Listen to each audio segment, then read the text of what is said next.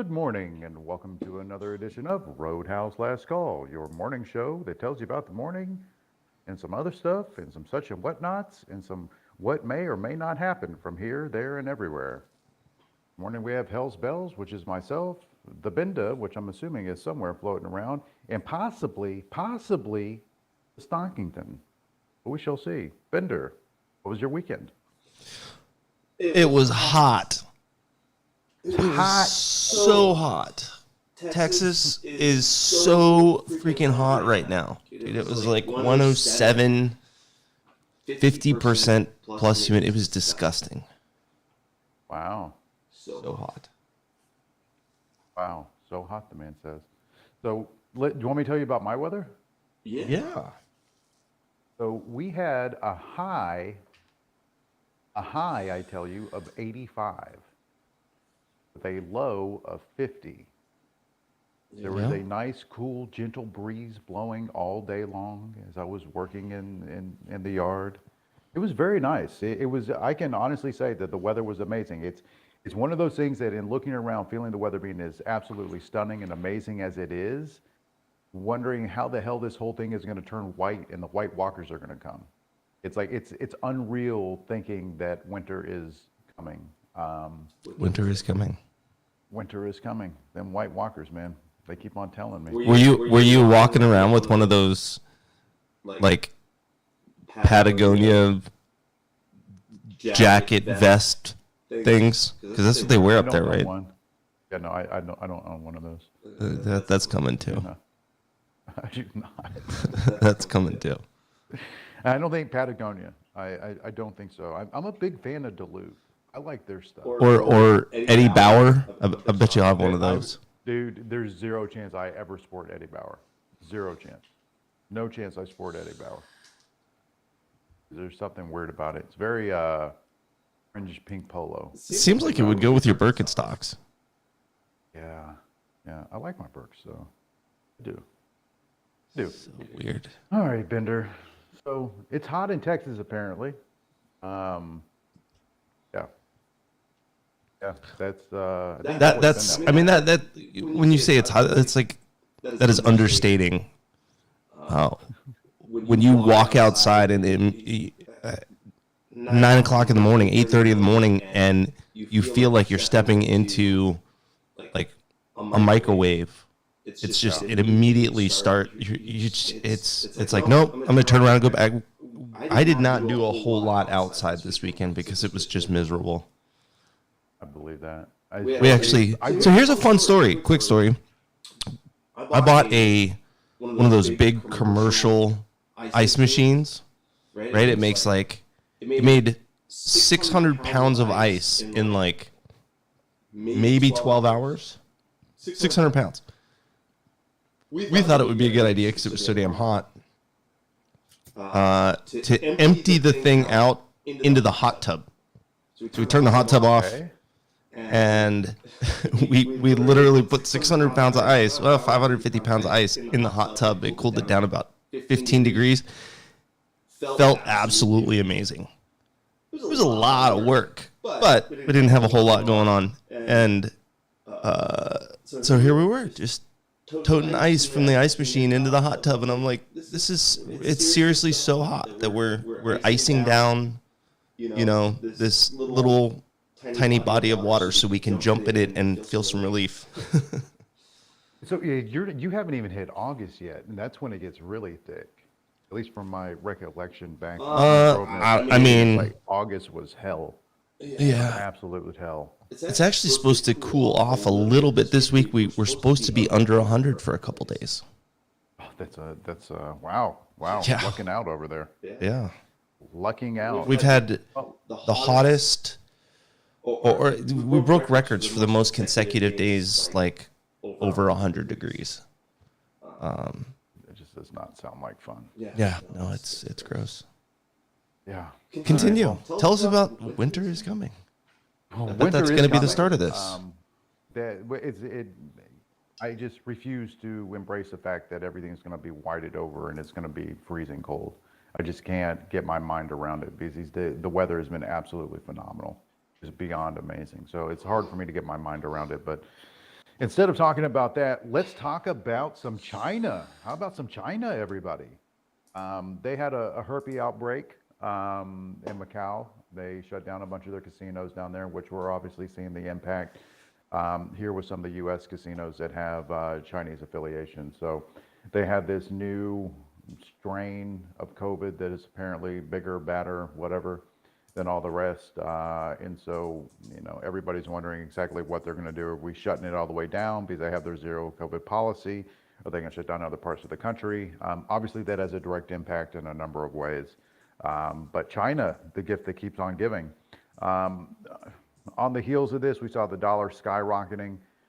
Dollar continues to make new highs, new highs, new highs, new highs. It's all it does. So for me today, the dollar is going to be on very close watch along with the VIX. If you look at the VIX futures, it's been in this little falling wedge thingy majigget on the daily. It could be bouncing in through here, and obviously we know how those things go. But the dollar has been absolutely incredible on this run. Continues to be, the flight to safety that a lot of people were anticipating other vehicles to be, but the dollar was the chosen one. This week is a pretty big week as far as data. We get more jobs data. We get CPI on Wednesday, which everybody's going to be peeled with that. I was watching Bloomberg last night, and they were basically talking about how I think the number is supposed to come. The expectation is 8.8. A lot of analysts are expecting for it to come in over 9, effectively citing how the analysts, don't know how to analyze, that they're out of touch with what the realities are. So they're expecting the number to come in pretty hot. And then we also have China GDP on Friday, which, we start talking about global contraction. They're the one to watch. And contraction does appear to be their thing as far as moving forward, especially when they're going to shut down every 5 minutes over a sniffle. So that's effectively what we're looking at. We also have banks kicking off this week. So we have we have 3 big elements that are playing out here. We have our CPI, we have China GDP, and we have jobs. So that's 3. And then 4, we have earnings seasons with banks kicking off later in the week. So there's these big elements at play right now. We've had a nice run. It's entirely possible we risk off a little bit, which we have overnight. How much we risk off, I don't know. I think that's more of a bender category. I know I've charted out a few lines, but this is where it becomes very important to understand what is below. We know what's above, but what is below? Where can we look? As far as targets, what lines of interest do we have? So with that being said, Mr. Bender, please show us the way. Yeah. Well, if I asked you, what in your mind, if you're, and I know you're looking at SPY, but what is the key level that we have to get above? We have to tease into that gap at 95, 96. The battle for 3,900 is real and continues. Last week we talked about 3,910 to reclaim that previous longer term parallel channel, and that remains critical. We pierced into it, right? We went all the way up and sniffed 3,950. Towards the end of June, and then gave it up again, and then this most recent attempt into the, I think we hit 3,920. That pierced it, but we haven't been able to take it and hold it in any sort of convincing way, right? So that remains the battle line. Above. So now you remember that gap that we had. Was it on the 12th of June? Back on the 12th, we filled that gap. And then, Yep. Retrace it 3 different times. Yeah. We're right back at the bottom of that gap. Just below it now. So we've got to get over 39.10ish and hold to really continue this latest sort of rally off the bottoms. So I that number, that area, that 3910 is, all eyes if we do push up this week.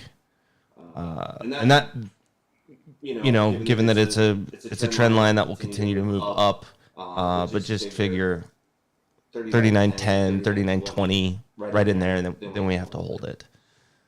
So just above, we're currently sitting at 3875. Just above, we've got this 3880 to 3890 area. 3880 being resistance in the bottom of that previous gap that has been filled. 3884 is the 20 MA on the 60 minute. 3888 is the 50 MA on the 60 minute. And then you got that 3910 to 3920 to reclaim that channel. So that's kind of what I'm focused on. Just above is the 3880 to 3890s, and then above 3910. I think those are the keys to watch. Just above 3910, we can go back up 3950. Below, as far as potential support goes, you've got 3867 is the 89 on the 60 minute.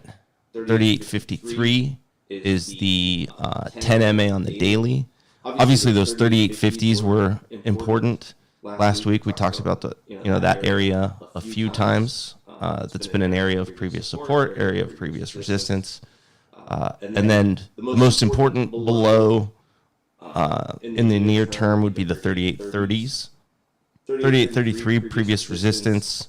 And the 200 MA on the 60 minute is at 3831. We talked about that last week as well, being 3830 being pretty important in the near term. So if we go down and test that, like I said last week, if we go play with that area, that would be a decent area to take a shot long with a reasonably tight stop, because you would expect to see some sort of bounce there. And if all hell is not breaking loose, then there's a good chance we hold that level. If we give it up, it starts to get uglier, and we'll talk about that when it happens. But that's what I'm watching. Look, I agree. So it's like the way I'm looking at it, on SPY 385. I'll look at flow and see what it looks like if we get down there and sniff it.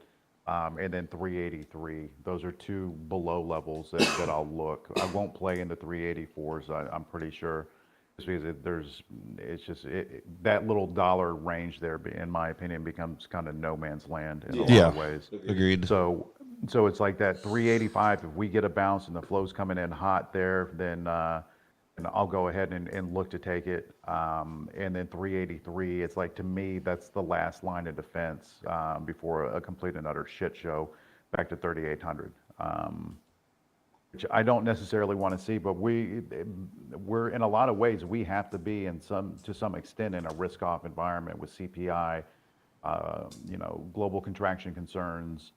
It's like there's a lot of different pieces of the puzzle right now that are being thrown upon us, and earnings season is this is a big quarter for earnings. So we'll see. It's like, I can certainly visualize a world to where we don't crack that 3,900 and hold it until we parse through some of these ERs.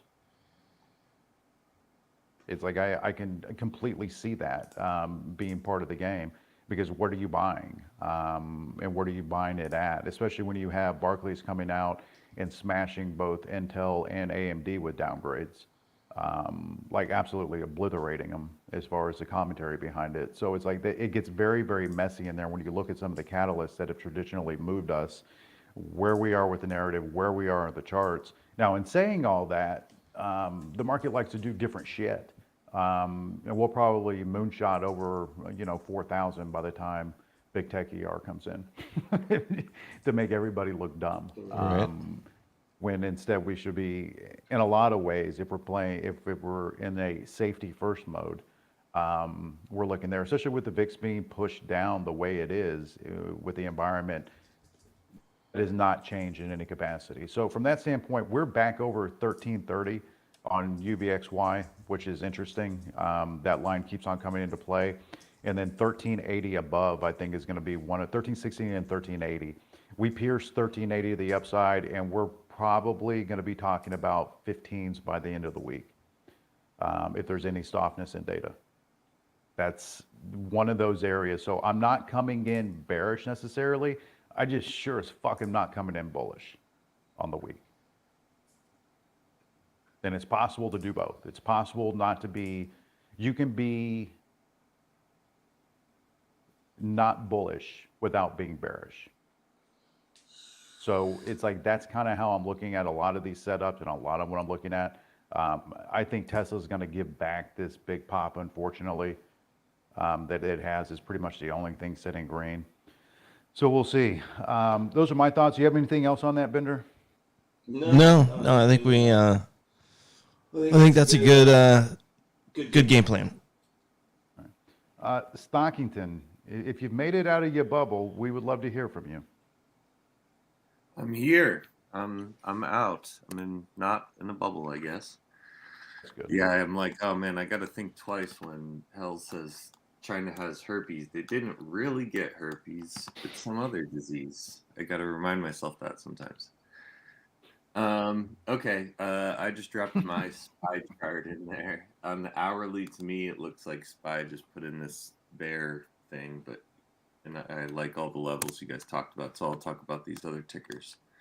So a little bit of a drift down. So I put out some new lines. Amazon, to me, on the longer term, it was kind of like riding this little like uptrend that it's still kind of there. I'm going to see if we'll retest this 114.9 was originally, where I would take it short. It kind of acted as pre-market resistance. And then there's a dark pool on Amazon below 114.33. So if we're going to go to the downside, that also kind of lined up with Orb from Friday. So that was a key level. So see if we break that to the downside. And then I also had on the list Meta. Meta drifted down a little bit further, more of a gap down. So we'll be watching, see if it makes a move to the upside, see what happens at 167.95, and then it's got a dark pool to the downside, 166.3. So if it breaks that, I'll be looking at taking it short. PayPal, I've got a fib below 72.3. So I'd be looking to take it short below that, and then to the upside, there was some dark pool on Friday at 73.43. So I dropped some new charts there in the Roadhouse. Aside from that, just a couple interesting dark pools that came in Friday after the market close. SPY 388.71. There's about 2 billion that came in on SPY Friday, so decent line to add to your charts. And then Zillow, some reason they were interested in Zillow Friday after the market closed. They hit it at 35.14 with decent money in comparison to their daily volume. And then Google, we're expecting they're doing their split this week, and they hit Google with almost 800 million at 2387.07. And we also saw some flow on Friday for this week for Google, but that'll be just mostly an interesting one with the split coming up. That's all I got. No, it makes a lot of sense. Thank you for that. Does anybody in the room have anything that they'd like to discuss, talk about, put out there that they believe is important? Anyone?